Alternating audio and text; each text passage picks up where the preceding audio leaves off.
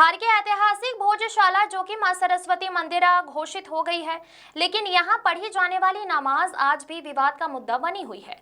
High court Indore ने अपने एक आदेश में धार की भोजशाला में मां सरस्वती मंदिर घोषित कर दिया, जहां प्रतिदिन हिंदू समुदाय सूर्योदय से सूर्यास्त तक पूजा अर्चना कर रहे हैं। इधर सुप्रीम कोर्ट के अंतरिम आदेश के तहत भोजशाला के समीप मुस्लिम समुदाय को नमाज पढ़ाई जाने के लिए प्रशासन को भोजशाला की परिधि के बाहर उचित स्थान पर व्यवस्था करने के आदेश दिए गए थे, लेकिन सुप्रीम कोर्ट के अंतिम आदेश की व्याख्या लगता है कि सही तरीके से नहीं की गई, जिसकी वजह से धार में आज भी भोजशाला को लेकर तनाव की स्थिति बनी हुई है। सर्वोच्च न्यायालय के आदेश की व्याख्या करते हुए जिला प्रशासन के द्वारा मुस्लिम समुदाय को प्रति शुक्रवार दोपहर 1 से 3 बजे तक भोजशाला के समीप खसरा सर्वे क्रमांक 612 पर नमाज पढ़ाई जा रही है और इसको लेकर हिंदू समाज अब आंदोलित हो गया है।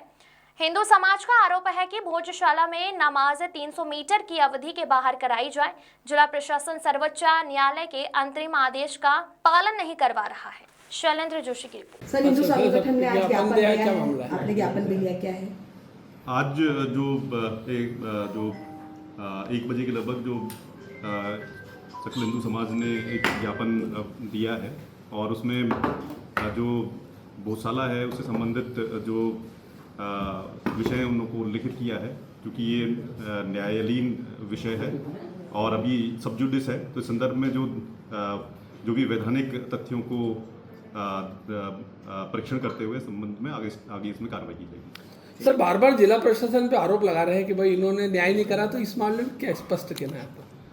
ये सभी क्योंकि माननीय जो सर्वोच्च न्यायालय का जो निर्णय है वो सभी के लिए पालनार्थ है और उसमें जो भी मतलब कभी इस तरीके की कोई अगर विषय आते हैं जिसमें कोई न्यायालयीन प्रक्रिया से संबंधित, तो उनका न्यायालयीन जो विषयों के संदर्भ में जो आवश्यक जो प्रावधान है उसके अंतर्गत ही उनको निराकरण किया जा सकता है। तो सर, क्या सुप्रीम कोर्ट के निर्देश में ऐसा है कि 300 मीटर के बाहर नमाज कराई जाए? ये बार बार जो 300 मीटर की बात है, ये सभी चूंकि माननीय न्यायालय की निर्णय की व्याख्या के संबंध में है और इनके संदर्भ में जो अभी ये प्रकरण सब जुडिस भी है और इस पर सुनवाई भी जारी है, तो इसमें सभी के लिए विधिक विकल्प अभी खुले हुए हैं। तो मेरा जो आप सभी के माध्यम से अनुरोध है कि विधिक विकल्पों के अनुसार ही आगामी इसमें कार्रवाई। सर, 500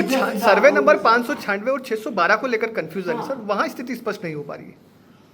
जो भी विषय हैं बेसिकली क्योंकि जो निर्णय है, निर्णय के हिसाब से जो आगे की कार्रवाई है वो कार्रवाई के विभिन्न तथ्य होते हैं, पहलू हैं, उनके हिसाब से जो उसको इम्प्लीमेंट किया जाता है और उसके अनुरूप ही जो है इसको आगे जो है हम जो न्यायालयीन निर्णय के पश्चात इसको इम्प्लीमेंट कराया गया। तो इस संदर्भ में अगर कोई मतलब क्योंकि न्यायालयीन जो भी प्रक्रिया होती है उसमें सभी प्रकार के विकल्प उसमें होते हैं कि किस तरीके से किसी न्यायालयीन निर्णय के संदर्भ में अगर कोई हमें आगे कार्रवाई करनी तो उसमें विकल्प स्पष्ट हैं। तो उस संदर्भ में यही है कि इन विकल्पों के आधार पर आगे कार्रवाई इसमें की जानी चाहिए।